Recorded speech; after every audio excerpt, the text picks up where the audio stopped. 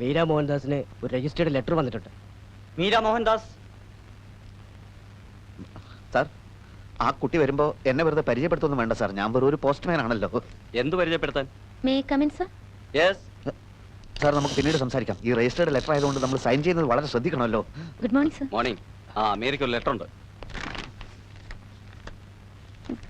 എവിടെ സൈൻ ചെയ്യണം? സൈൻ ചെയ്യണം നിർബന്ധമില്ല. മിസ്റ്റർ ബാബുരാജ്,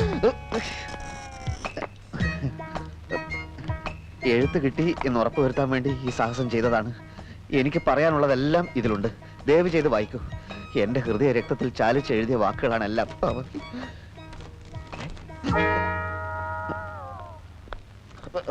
മിസ്റ്റർ, നിങ്ങൾക്ക് കത്തൊന്നുമില്ല? അടിയോടിയുടെ ഭാര്യയ്ക്ക് കിട്ടിയ കത്തിലെ അതേ കയ്യേഷം തന്നെയാ ഇതിലും. ആണോ? അപ്പൊ അവൻ തലങ്ങും ബലങ്ങും ലവ് ലെറ്റർ എഴുതി വിടുകയാണോ? മുത്തച്ഛ, ഇവൻ അടിയല്ലാതെ വേറെ മരുന്നില്ല. വേറെ മരുന്ന് നമുക്ക് കണ്ടുപിടിക്കാം. അങ്കിളല്ലേ പറഞ്ഞത് ആ കത്തിൽ നിറച്ച് കോടതി ഭാഷയാണെന്ന്? ആയിരുന്നു. എനിക്ക് തോന്നുന്നത് ആ കത്ത് വക്കീല് പറഞ്ഞു കൊടുത്തിട്ട് ബാബുരാജ് എഴുതി. ഈ കത്ത് ബാബുരാജ് തനിച്ചെഴുതി. ഇതിൽ കോടതി ഭാഷയില്ല. വക്കീൽ അങ്കിളിന് ഇതിലെന്താ ഇത്ര ഇൻട്രസ്റ്റ്?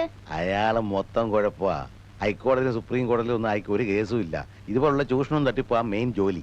എത്രയും പെട്ടെന്ന് ഇതിനൊരു സൊല്യൂഷൻ ഉണ്ടാക്കി താ അങ്കിൾ. സമാനിക്ക് ആലോചിക്കട്ടെ. ക്ലാര ചേച്ചിക്ക് നോവല് വായിക്കാൻ ഇഷ്ടമാണല്ലേ? ആരാ പറഞ്ഞേ? പറഞ്ഞത് ആരെങ്കിലും ആവട്ടെ. ഇഷ്ടമാണോ? അതെ. കണ്ടോ, അപ്പൊ ഞങ്ങളെക്കാൾ കൂടുതൽ അങ്ങേര് ചേച്ചി ശ്രദ്ധിച്ചിരിക്കുന്നു. ആര്? ബാബു അങ്കിൾ. അയാളെന്ത് പറഞ്ഞു? എന്തു പറയാൻ, എപ്പ കണ്ടാലും ക്ലാര ചേച്ചിയെ പറ്റി ചോദിക്കാനേ നേരമുള്ളൂ. ക്ലാര ചേച്ചി ഉണർന്നോ, പള്ളിയിൽ പോയോ, ഊണ് കഴിച്ചോ? അല്ല, എന്താ അതിന്റെ അർത്ഥം? അയ്യോ, എനിക്ക് തോന്നിയിട്ടില്ലല്ലോ പുള്ളിക്കാരൻ എന്നെ ശ്രദ്ധിക്കാറുണ്ടെന്ന്. ആരെങ്കിലും കണ്ടാലോന്ന് പേടിച്ചിട്ടായിരിക്കും ഇപ്പൊ എന്നെ വിളിച്ചിട്ട് പറയാ ഈ വീക്കിലി ആരും കാണാതെ ചേച്ചിക്ക് കൊടുക്കണോന്ന്. ഇതിലൊരു ബെസ്റ്റ് നോവൽ ഉണ്ടത്രേ ചേച്ചിക്ക് വായിക്കാൻ. ആ മുത്തച്ഛൻ.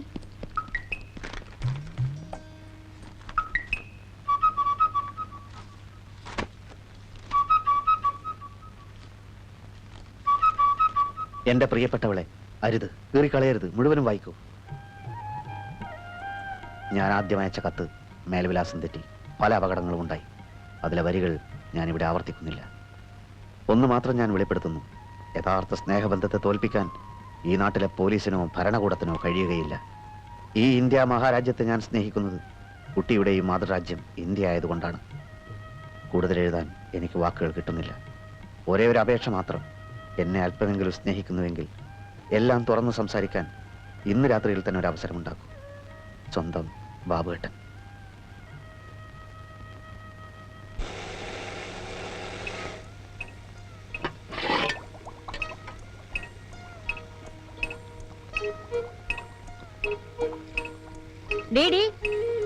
എന്താ ഇത്? അരി. അതെനിക്ക് മനസ്സിലായി. അരി കഴിയാതെയാണ് അടുപ്പത്തിടുന്നത്. അയ്യോ, ഞാൻ കരുതിയത്. പോയി കഴിയിട്ട് പാടി. ഞാനിവിടെ അരിഞ്ഞു വെച്ച ഉള്ളിയോ? ഉള്ളി? ഉള്ളി? അയ്യോ, അത് ഞാൻ അറിയാതെ എടുത്ത് മിക്സിയിലിട്ടു. മൂപ്പിക്കാൻ വെച്ച ഉള്ളി എടുത്ത് മിക്സിയിലിടേ. നിനക്ക് എന്താ വല്ല ഭ്രാന്ത് പിടിച്ചാ? കൊണ്ടാടി പോടി പോടി. നീ ഇന്ന് അടുക്കളയിൽ കടന്നു പോവരുത്.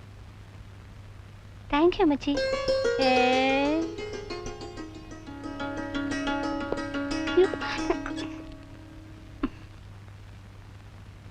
നോവല് വായിച്ചു, മുഴുവനും വായിച്ചു.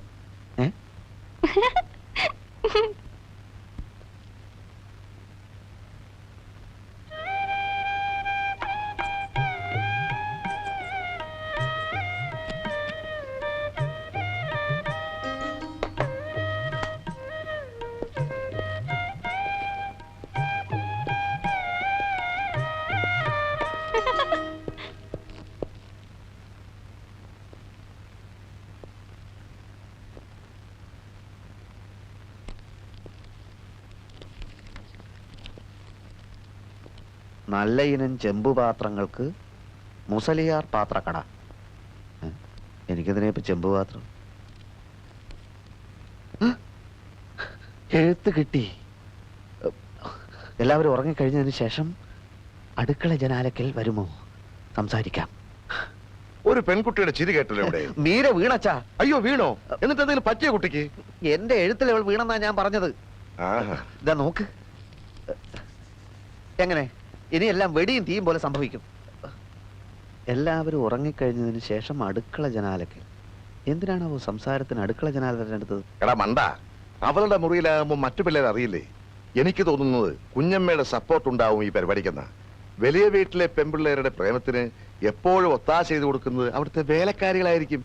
ഓഹോ, ഓ എത്രയും പെട്ടെന്ന് രാത്രിയായ മതിയായിരുന്നു.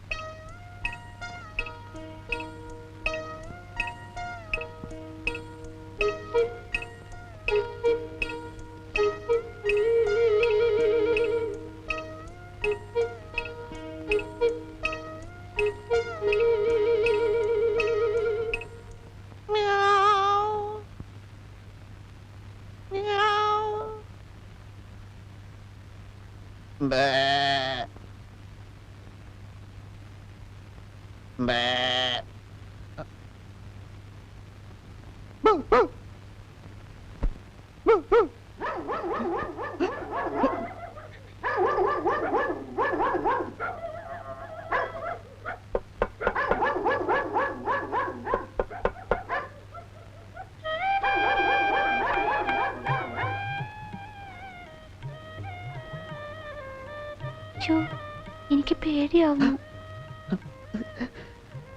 ഇത് ഞാനല്ലേ, ബാബുവേട്ടനല്ലേ?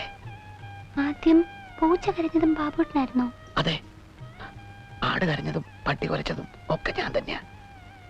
എനിക്ക് 20 മൃഗങ്ങളുടെയും 19 പക്ഷികളുടെയും ശബ്ദം ഉണ്ടാക്കാൻ അറിയാം.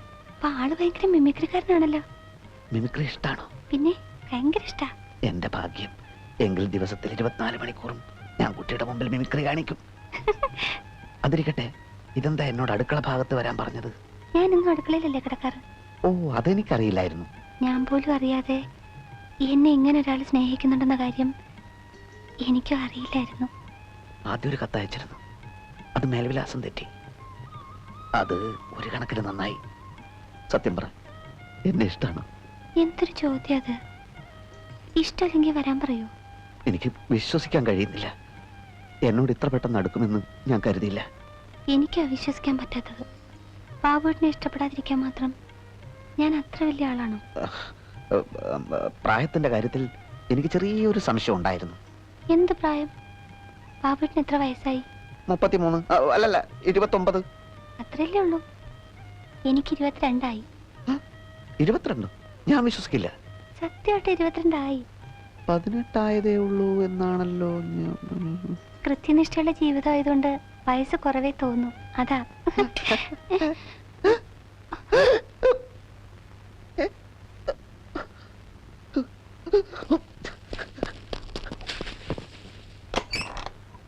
എന്തായി? ആകെ കുളമായി. പിന്നെ കുളത്തിൽ വീണോ? ഇതിലും ഭേദം കുളത്തിൽ വീഴുന്നതായിരുന്നു. ഈ പ്രായത്തിൽ ഇങ്ങനെ തുടങ്ങിയ ഇത് എവിടെ ചെന്ന് അവസാനിക്കാനാ? ഹോംവർക്ക് ചെയ്യില്ല. കാലത്ത് വരുന്നത് മിക്കപ്പോഴും ലേറ്റ് ആയിട്ടാണ്. സാറിന്റെ പേരെന്താ പറഞ്ഞത്? പേര് ചോദിച്ചില്ലായിരുന്നു. മേനോൻ, കരുണാകര മേനോൻ. മിസ്റ്റർ മേനോൻ, ഒന്നുകിൽ ഇവിടുന്ന് ഇവന്റെ TC വാങ്ങി പോവുക, അല്ലെങ്കിൽ വീട്ടിൽ നല്ല ഗൈഡൻസ് കൊടുക്കുക. ഫാദറെ, ഇവനെ ഇവിടുത്തെ ബോർഡിങ്ങിലാക്കിയാലോ? അതാലോചിക്കാവുന്നതാണ്. ആ, I didn't like it. അത് നീയാണോ തീരുമാനിക്കുന്നത്? ബോർഡിങ്ങിലാകുമ്പോൾ ഒരു നിയന്ത്രണമൊക്കെ ഉണ്ടാകുമല്ലോ. എന്തെങ്കിലും പ്രശ്നം ഉണ്ടാക്കിയാൽ വേണ്ട ശിക്ഷ കൊടുക്കാൻ ഫാദർ ഏർപ്പാട് ചെയ്താൽ മതി. ഇവരെ തോന്നിയാസമൊക്കെ മുളയിലെ നുള്ളിയില്ലെങ്കിൽ അത് പ്രശ്നമോ? ഓക്കെ, നിങ്ങൾ ഓഫീസിലേക്ക് ഒന്ന് ഓ, വരും.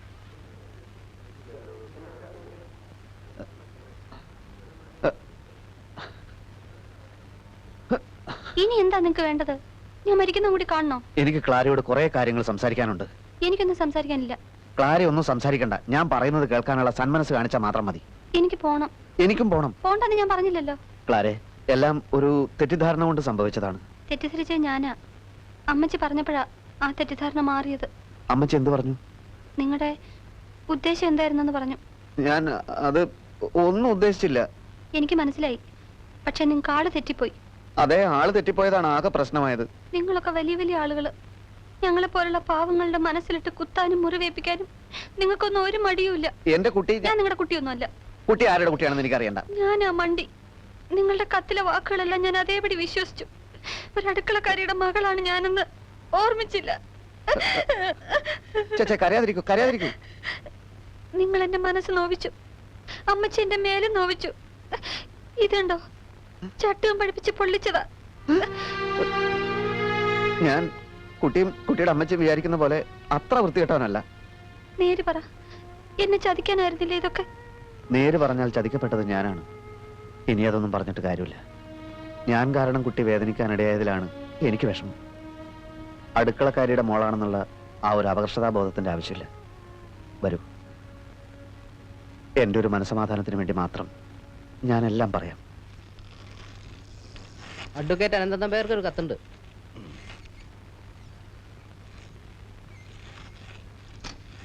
വക്കീലേ,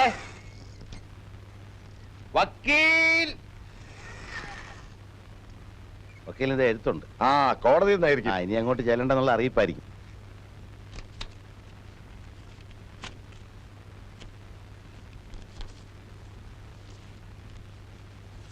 പ്രിയപ്പെട്ട അച്ഛ, ജീവിതം ക്ഷണികമാണ്, മനസ്സൊരു കുരങ്ങനും. കിട്ടാനിടയില്ലാത്ത സൗഭാഗ്യങ്ങളും കാത്ത് അച്ഛൻ ഇനിയും നേരം കളയരുത്. മീരയെ കിട്ടിയില്ല, പക്ഷെ ക്ലാരയെ കിട്ടി. അതെ, അടുക്കളക്കാരി കുഞ്ഞമ്മയുടെ മകൾ ക്ലാരയുമായി തൽക്കാലം ഞാൻ മുങ്ങുകയാണ്. ക്ലാരയ്ക്കൊരു നിർബന്ധമേ ഉണ്ടായിരുന്നുള്ളൂ, ഞാൻ പേര് മാറ്റി ഒരു ക്രിസ്ത്യാനി ആവണമെന്ന്. ഞാൻ ഇനി അച്ഛൻ്റെ മുമ്പിൽ വരുന്നത് ഒരു ഹിന്ദുവായിട്ടായിരിക്കില്ല. ഇനി അച്ഛനെ ഞാൻ അപ്പച്ച എന്നേ വിളിക്കൂ. അനുഗ്രഹിക്കുക, അപ്പച്ചൻ്റെ മകൻ സെബാസ്റ്റ്യൻ.